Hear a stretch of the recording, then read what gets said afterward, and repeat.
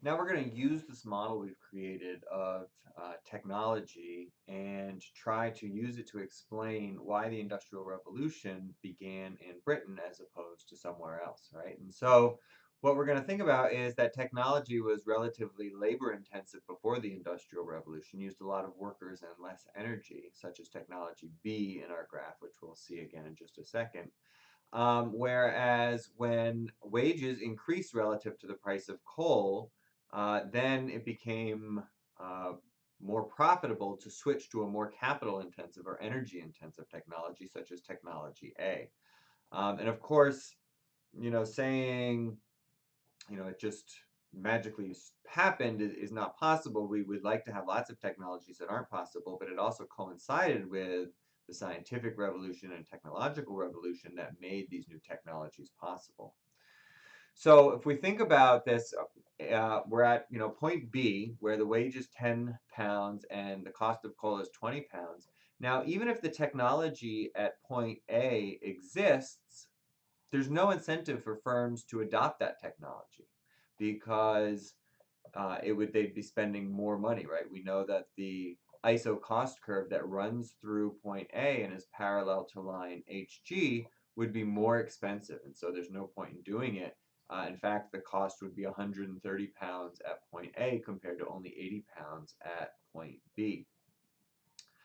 However, if the cost of coal falls, right, if we say, oh, we kept digging in Newcastle and we found a whole bunch of extra coal, so the supply of coal increases, so the cost of coal falls, we figure out how to dig more coal out of the ground. So now all of a sudden the cost of coal falls to 5 pounds instead of 20 pounds. Well, now the cost at point B is 4 times 10 pounds or 40 plus 2 times 5 pounds or 10. 40 plus 10 is 50.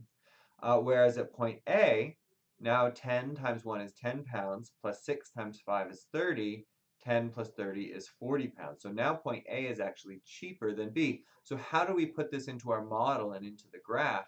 Well, we can see now that the ISO cost line has a different slope because the relative prices of labor and coal have changed. And so now our ISO cost line that goes through point A is GF. And we can see that the slope of the ISO cost line is still minus wage over price of coal, but now that's minus 10 over 5 or minus 2.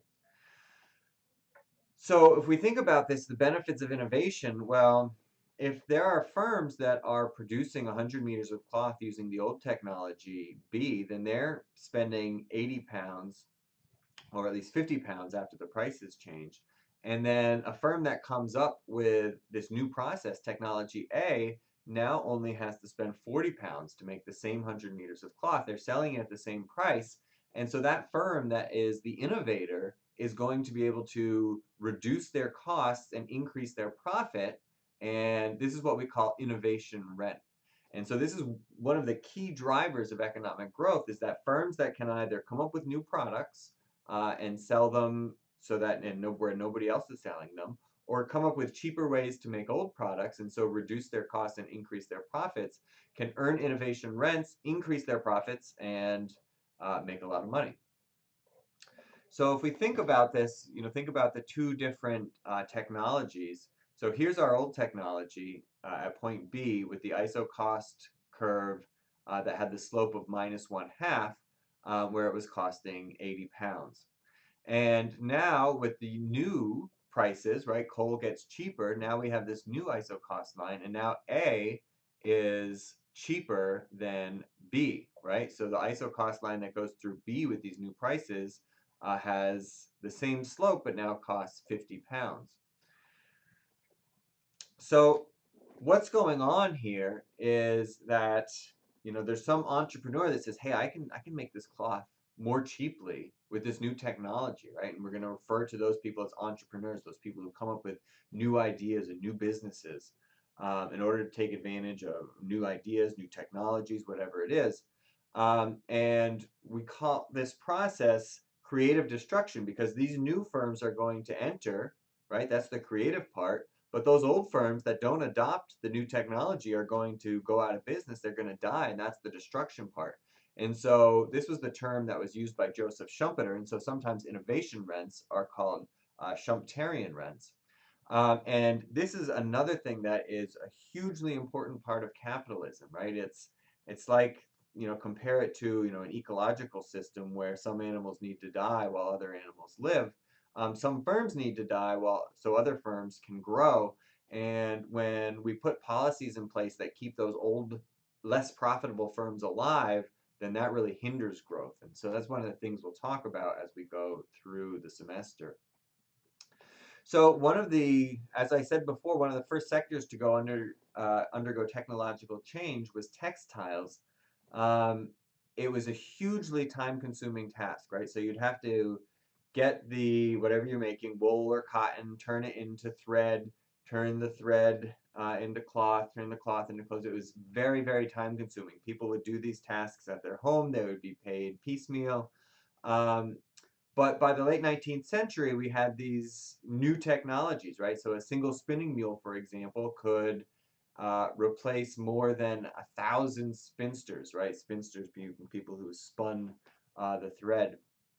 And they were powered either by water wheels, from rivers, or coal-powered steam engines, replacing human labor. And so this was part of the creative destruction, right? That we were creating these new technologies, these new firms, these new jobs that used water wheels or coal-powered steam to create what had been done by lots and lots of people.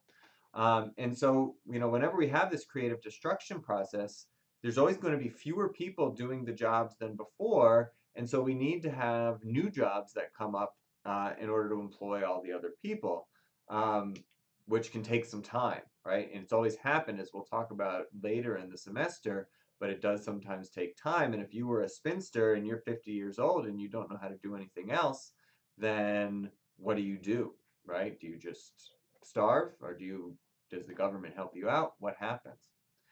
So if we think about this, comparing the new technology versus the old technology in the textile industry, the new technology was more capital intensive, right? So that means there's fewer workers and a lot more capital goods.